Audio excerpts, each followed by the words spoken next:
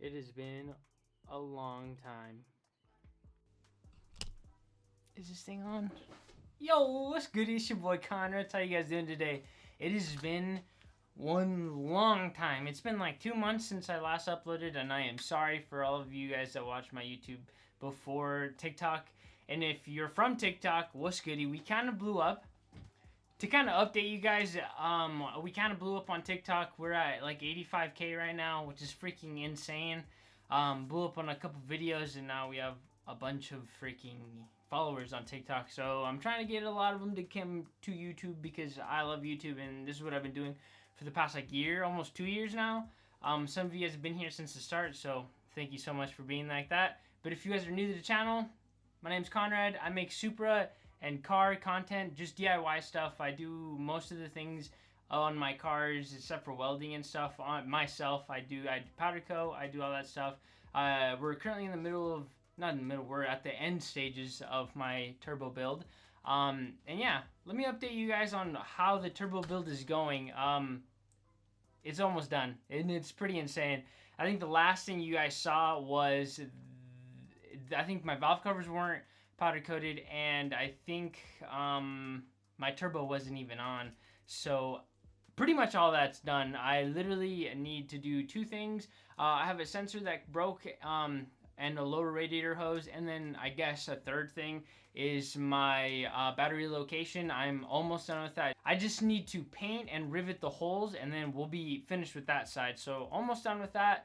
I'm gonna go ahead and show you guys exactly what I've been working on. I think you guys are gonna love it.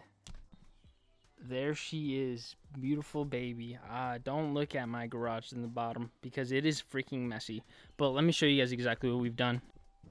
Starting out with the interior, let's see, I still gotta finish cleaning up down there, but starting in the interior, we have our AFR gauge right here. The AFR gauge is, it replaced my clock. So there used to be a clock in here, and now the AFR gauge is chilling here. I absolutely love the way it looks right there. Super OEM. I didn't need to buy another pod or anything like that. Excuse me. And another thing is our Greddy Perfect boost controller. I just barely bought double-sided sticky tape, but that's gonna go right here so we can see the boost and do everything with that. I absolutely love the way it looks. It's just like a little thing right there. It's pretty badass. Gauge pods are still there. If you guys are OG subscribers, you guys would know that I had a HKS FPCon back there, and they are crappy. They're from like 1998, and it's a piggyback. It's pretty much just a fuel system computer or something like that. I took it out, and now it's just the OEM ECU and everything like that. Hopefully it's all good to go there. For those of you that don't know, the 2J, stock 2J can hold just like 9 pounds of boostage, so we shouldn't need any tuning of that sort because the 2J from factory runs really, really rich, so we shouldn't need any tuning. I will tune later on in the future because I want to have a reliable tuned car. Right now, it's going to be running around 9 pounds of boost. With just stock fuel and stock ECU, just until we get back to the States or somewhere where tuners are more available. Here it's just kind of hard in Germany, but I don't want to deal with all that tuning stuff right now because the car has been down since November, I think, so it's been a really long time. Part of it is because I didn't know what exactly I wanted to do with the car up until, I want to say, February-ish, where we got the turbo kit and I started powder coating everything. And so I'm in February, March, April, May, June. So it's taken me 4 months to do the single turbo kit. That takes people freaking, I want to say, a couple weeks or a day or a weekend. But I didn't have everything. So it was all piecing together everything. I was trying to piece everything and still learning. I was learning on the go. This is my first single turbo kit. It's the first turbo I've ever bought in my life. So it took me a little while longer, and I tried to do it the best I could. And I think I did a really good job. Let me show you how it looks right now since last time you guys saw it. So this is what it looks like now. Dramatic change, I know, right? I'm going to break it down for you guys exactly what I did and everything that I've done to it since last time. I guess I'll go through the whole thing now. But, alright, starting off with number one is I did my valve covers. They came out pristine. Probably the best powder coating I did on the whole car because they came out really good. I did end up scratching one of the sides when I was installing this carbon fiber thing, which I also got custom made. It looks freaking amazing. We have the carbon fiber radiator shroud and the carbon fiber coolant plate, which, by the way, it doesn't fit. I'm gonna have to modify it to make it fit, and I probably won't bolt it down. Actually, I'm gonna 3M tape it down because it doesn't fit. Like right here, it doesn't fit. Bolt holes don't fit. Honestly, I'm super upset about the whole thing. It looks cool, it just doesn't bolt down, which is really annoying considering I paid like 200 bucks for it, which is freaking annoying.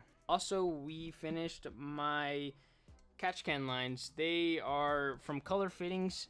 They are super nice, super expensive. I want to say they're like 70 bucks for 4, so they're pretty expensive in my opinion, considering you can buy just normal black ones for like $5-6. But they shine and they are very good accents for the whole build, so I absolutely love them.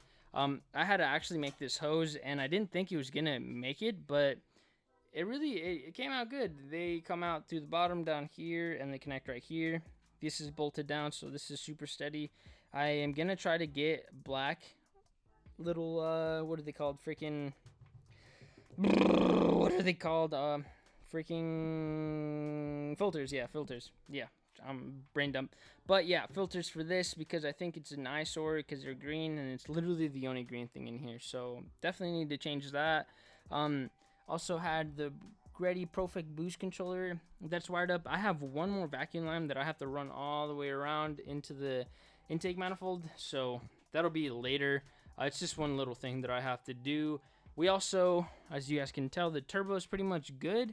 Downpipe's good to go. We wrapped it. I don't remember if I made a video on that, but I did wrap it, and it came out freaking good. Everything back here is all Cerakoted, so intake manifold and everything, downpipe, screamer pipe, all that. Screamer pipe's also wrapped because I didn't want anything to go bad there. And as you can tell, we have our titanium studs in there. So the titanium studs look freaking badass. I didn't think you'd be able to see them as well as you could right now, but yeah, you can see them really well. Like, they really accent the turbo. I think they look badass. Right there, we also wired up everything with the boost controller. All my feed lines are in, and also my drain line, which kind of concerns me. I don't know if that's too much of a far bend. I'm hoping that it'll be fine, but let me know in the comments if you think it's too much of a bend. I might have to remake that line, but we'll get to that later. That's pretty much it. Yeah, that's what I've been up to. Powder coating takes a really long time, and it's kind of stressful on my part because I like to be perfect. And sometimes with perfection, you have to take your time. So that has always been super annoying. I also had to take this turbo manifold thing off like 4 or 5 times before I got it right. I still need to put my intercooler piping down, and that's when we replace that nasty blue hose. Because once we replace that, we can do the intercooler piping, and everything should be good on that side. I'm just kind of annoyed that those parts haven't came yet.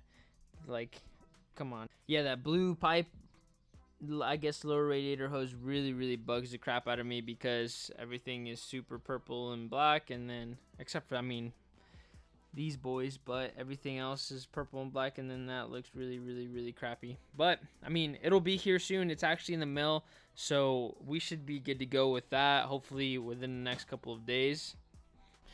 Moving on the back, excuse my mess, but we also did finish my battery relocation kit back here. So I'm using this boy right here. It's bolted down with riv nuts.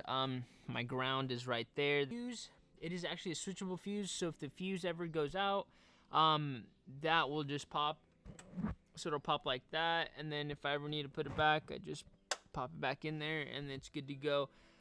That will go around to this, and then obviously it'll go to the positive terminal, that to the negative terminal. Should be good to go. Everything's pretty much good. I need to put a couple interior parts in here, but other than that, honestly, we should be good. I'm actually pretty excited. It's kind of a mess here. I do need to finish a bunch of stuff inside. I need to clean my freaking garage because it's a freaking mess, but other than that, we should be good to go.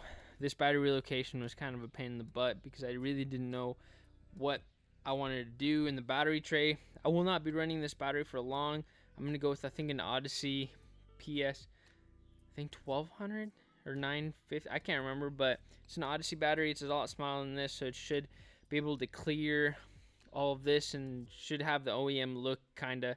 But yeah, I don't want to run this battery for long, just for the time being for now. On another note, we did pick up these Rep BBLMs. I got them actually for free, and they are actually freaking badass. They're actually in super good condition. I think two of the tires, the two rear tires, have brand new tires, and then the fronts I just need to get replaced. But look at that, they are good. They are fake two-piece wheels. It's fine. I really don't care. Up until the point where I actually can buy brand new BBLMs, I will buy them. But for now, we're just gonna be running these boys. I think they would look freaking badass on the Supra. I think the rear are 265 by 30, and the front are 235 by 30. So they're not too bad. Right now we're running currently, I think, 275 in the rear and 245 in the front. So it might be a little bit of a change, but that's not too bad. We could always run the race if we really wanted to, if we didn't like this look.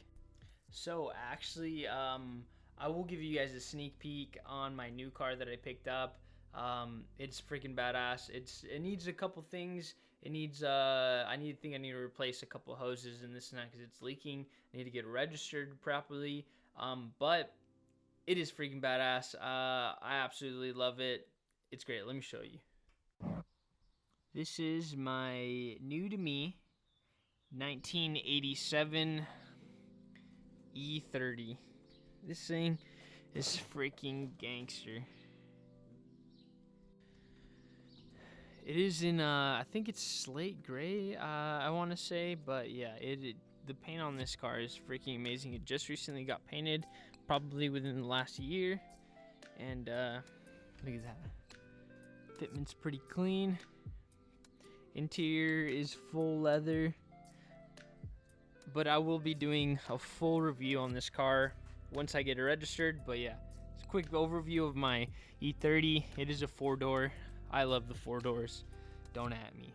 That will be it for the end of the video. Appreciate you if you stayed here till the end and got that little bit of a sneak peek on the E30. Like and subscribe if you guys want to see more of the Supra stuff and the E30 stuff. Let me know if you guys like the E30, what you guys' thoughts about the E30 are. You guys have a wonderful day, and I'll see you guys later.